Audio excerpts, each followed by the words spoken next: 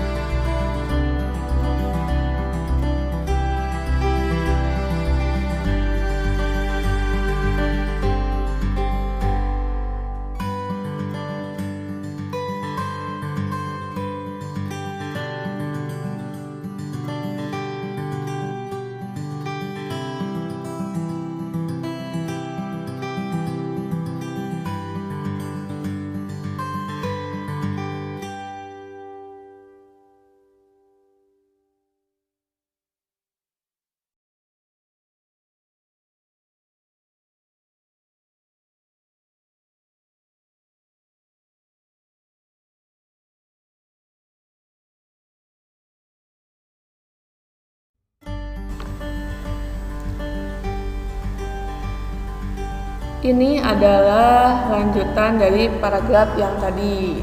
Nah, di sini ada contoh gambar proses pembuatan dodol.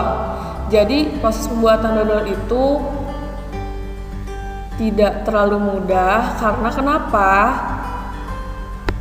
Dodol tersebut harus diaduk-aduk terus hingga mengental. Ketika sudah mengental, nah di situ tenaga kita harus lebih kuat lagi, harus lebih besar lagi untuk mengaduk dodol tersebut karena sudah mulai terasa berat ya.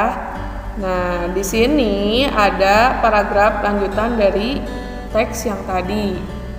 Silakan kalian baca dan pahami.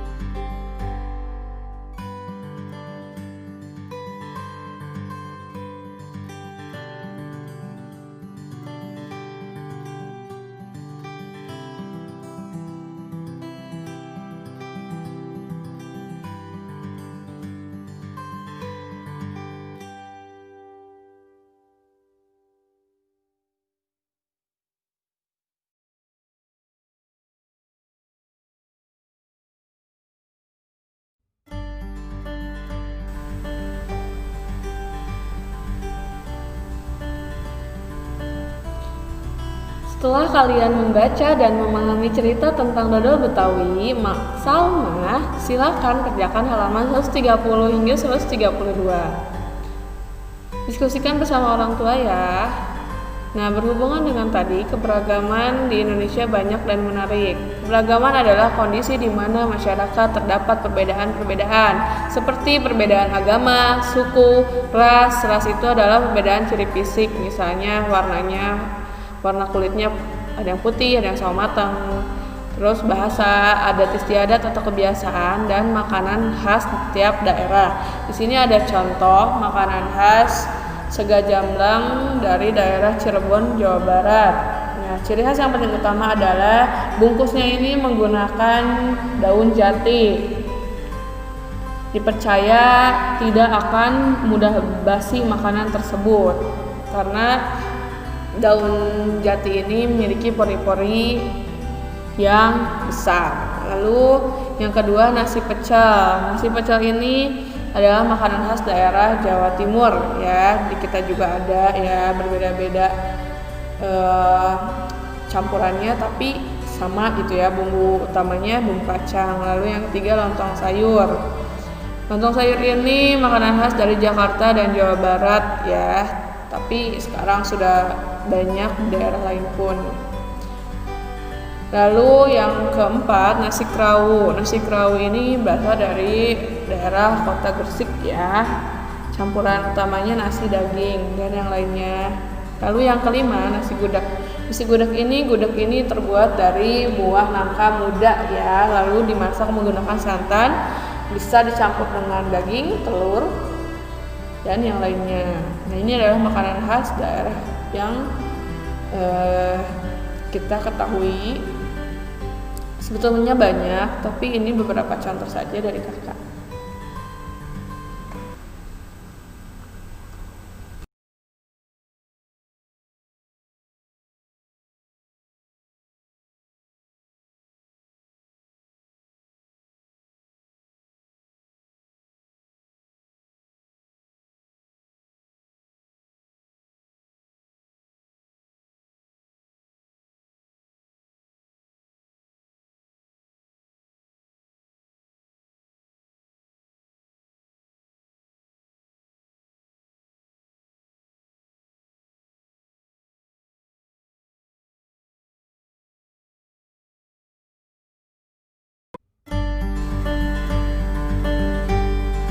Kita masuk ke pembelajaran yang kedua. Sebelumnya kita sudah membahas tentang makanan-makanan khas daerah.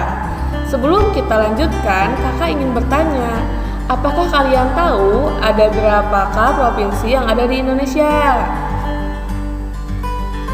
Ya, Indonesia memiliki 34 provinsi dengan berbagai ciri khas masing-masing daerah. Seperti beberapa contoh rumah adat ini diantaranya. Di setiap gambar, kakak berikan warna yang sesuai dengan nama rumah adatnya ya. Yang pertama, di situ ada gambar rumah gadang ya. Di situ kan di bawahnya di gambarnya itu ada segi 5 berwarna kuning. Nah, itu namanya rumah gadang dari daerah Sumatera Barat. Lalu yang kedua ada rumah bayi Leo. Itu diberi tanda warna merah. Rumah adat bayi Leo itu dari daerah Maluku. Lalu yang ketiga, kakak beri tanda warna hijau ya. Itu rumah adat Balai Batak Toba, Sumatera Utara, maaf ya. Lalu yang keempat, kakak beri tanda warna ungu ya. Itu adalah rumah Aceh, lebih tepatnya daerah Ngagro Aceh Darussalam. Lalu yang kelima, kakak beri tanda warna orange muda. Situ bernama rumah Tongkonan. Asal tempatnya Sulawesi Selatan atau suku Toraja. Nah, di daerah sini kakak pernah melihat rumah Tongkonan ya. Daerah kita ada situ yang menjual rumah Tongkonan. Lalu yang keenam, kakak beri tanda warna biru. Itu adalah rumah adat Bangka Belitung ya, daerah Bangka Belitung. Itu adalah beberapa contoh rumah adat.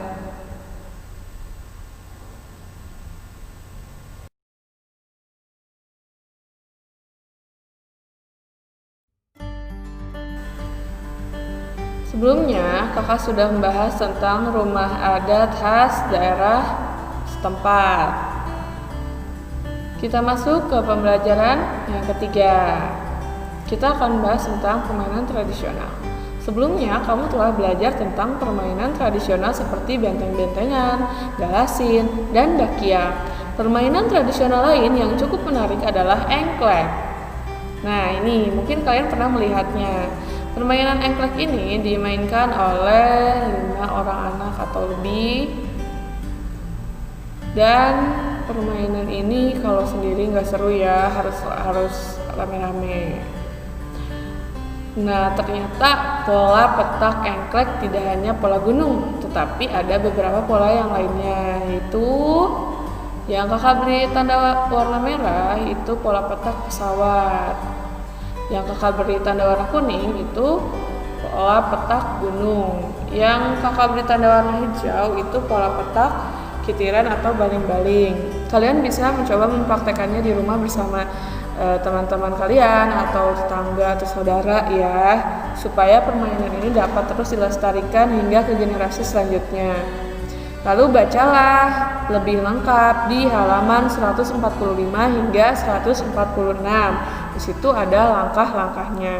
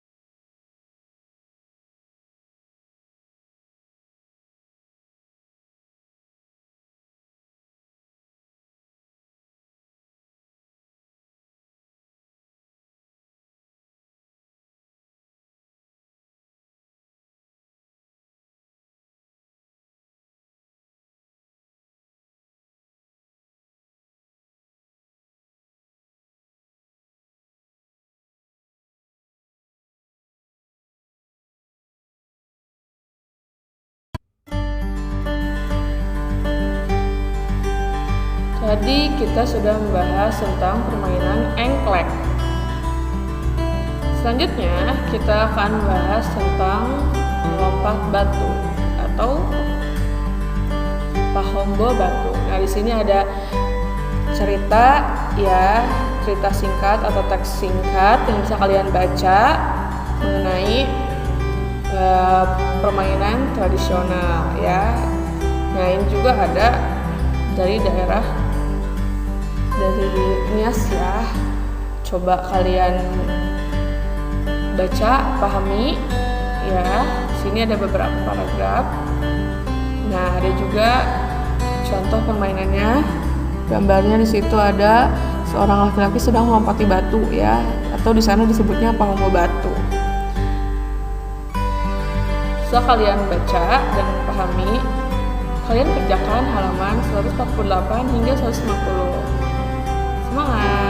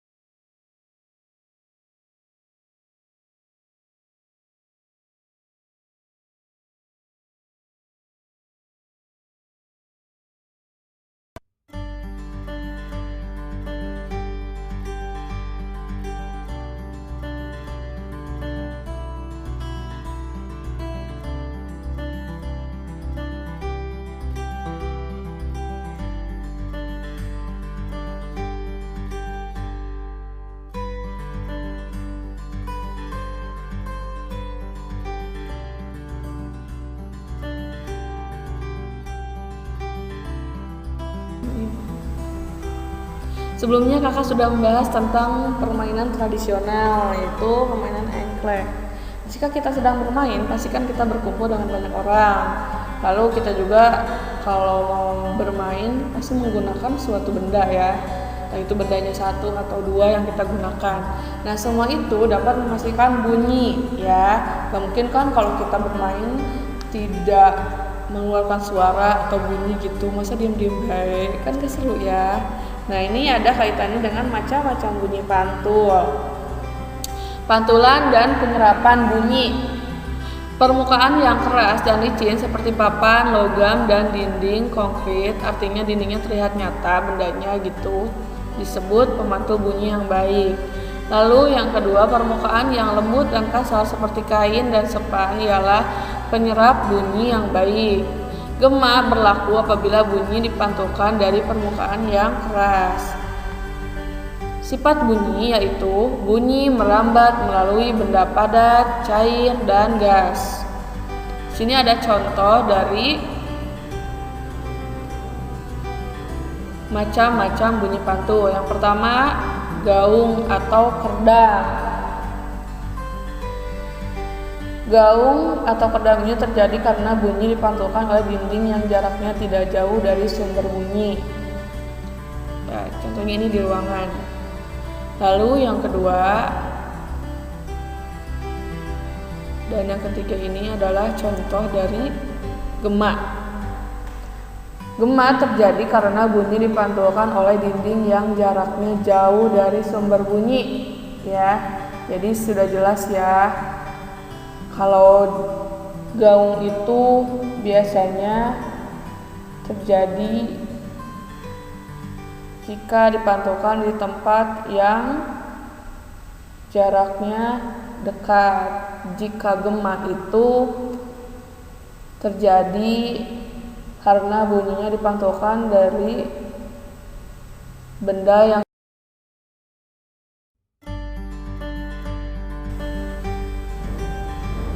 kita masuk ke pembelajaran keempat. Di pembelajaran 2 kita belajar tentang kebersamaan. Nah, kebersamaan itu diantaranya adalah bekerja sama. Bekerja sama pun memiliki banyak manfaat dan keuntungan, antara lain A. Cita-cita dan tujuan yang diinginkan dapat lebih cepat tercapai. B. Menumbuhkan sikap gotong royong dan rasa peduli antar sesama. C. Aktivitas yang dilakukan akan menjadi lebih produktif, efektif, serta efisien. D. Beban tugas dan tanggungan yang dilaksanakan akan menjadi lebih ringan karena dibagi-bagi antar individu atau perorangan. E. Dapat menjalankan kegiatan yang tidak dapat dijalankan hanya mengandalkan kemampuan individu. Nah, itu diantaranya manfaat dan keuntungan bekerja sama.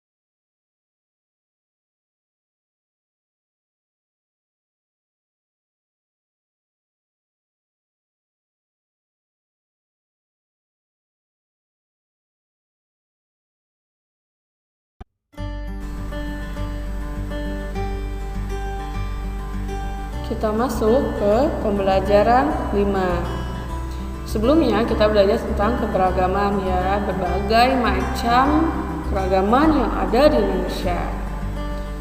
Seperti keragaman agama, ada agama Islam, Kristen, Katolik, Protestan, Hindu, Buddha, dan Konghucu. Itu termasuk agama yang diakui oleh Indonesia.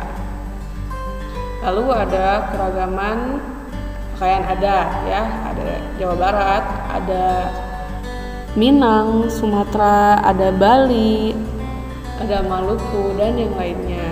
Ada juga tarian adat khas daerah masing-masing yang kemarin kita pelajari, yaitu tarian Bungung Jepa ya. Bungung Jepa berasal dari Aceh, dan ada tarian lainnya seperti Jaipong dari Jawa Barat dan yang lainnya. Ada juga rumah adat yang sudah kita pelajari tadi, yaitu tentang rumah adat dari Sumatera Barat, yaitu rumah gadang, rumah tongkonan, dan yang lainnya. Ada juga alat musik tradisional, ada angklung dari Jawa Barat, ada sasando, ada juga gendang, dan yang lainnya. Nah, itu semua harus kita apresiasi. Apresiasi seni adalah suatu penilaian terhadap suatu karya seni, mulai dari mengenali seni tersebut, lalu menilai dan menghargai makna atau nilai-nilai yang terkandung dalam karya seni tersebut. Kerjakanlah halaman 167. Semangat!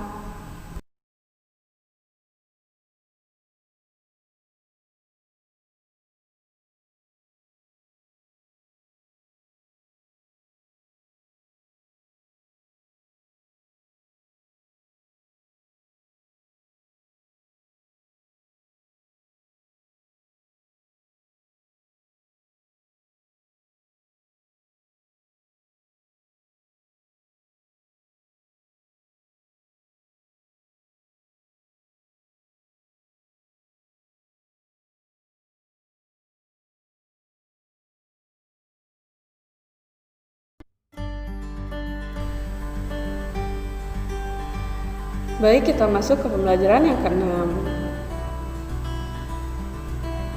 Permainan tradisional adalah permainan yang tidak menggunakan alat elektronik dan telah dimainkan sejak masa masyarakat masih tradisional.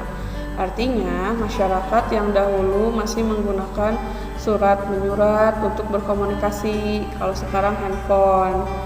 Yang dulu masih menggunakan sepeda atau berjalan kaki untuk pergi tempat jauh, sekarang sudah menggunakan motor. Lalu ada ciri permainan tradisional adalah alat dan bahannya sederhana, dan beberapa permainan memerlukan tanah lapang. Yang memerlukan tanah lapang itu permainannya seperti ada galasin, ada benteng-bentengan, lalu ada bakyak dan hengklek. Itu semua membutuhkan tanah lapang atau tempat yang luas. Ayo kerjakan halaman 175. Mari kita lestarikan permainan tradisional.